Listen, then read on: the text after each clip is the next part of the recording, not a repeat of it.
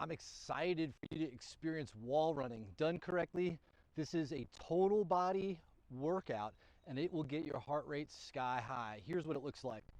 So I'm here up against the wall. I'm gonna run like so, okay? Now there's a little details for you to get the most of it, so just kind of patiently watch like a chimp. The first thing is I'm obviously coming forward in a lean, and I want to hit about 45 degrees.